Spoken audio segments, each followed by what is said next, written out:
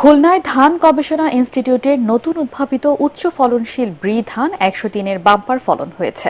প্রাকৃতিক দুর্যোগ প্রবণ উপকূলীয় এলাকার জমিতে এই ধানটি টিকে থাকতে সক্ষম, তেমনি খড়ের পরিমাণ অন্য জাতের চেয়ে বেশি হওয়ায় মিটবে গো খাদ্যের সংকট।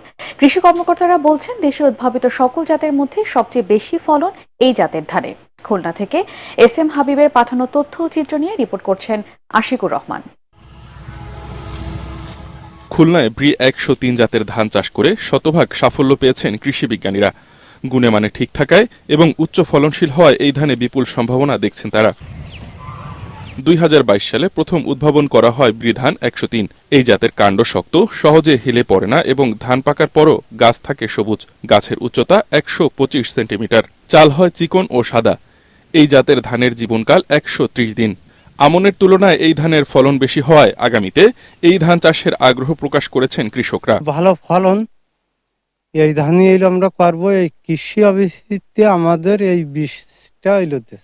আমরা আবারও করবো ধান, খুব বাম্পার ধান, মোটামুটি এরকম ফলন আমরা কোনো ধানে পাইনি। অন্য ধানের চাইতে সুন্দর ফসল হয়েছে। এদিকে ব্রি ধান ১০৩ জাতটি স্বল্প জীবনকাল সম্পন্ন হওয়ায় কৃষক একই জমিতে অন্য ফসল চাষ করতে পারবেন। আর ধানের চিটা, রোগবালাই ও পোকামাকড়ের আক্রমণ না থাকায় কৃষকের খরচও কম পড়বে বলে জানিয়েছেন কৃষি কর্মকর্তারা।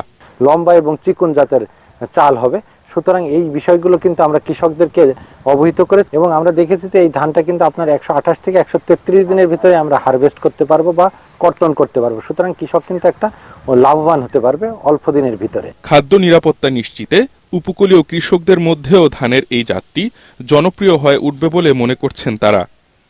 Bureau report, ATN Bangla.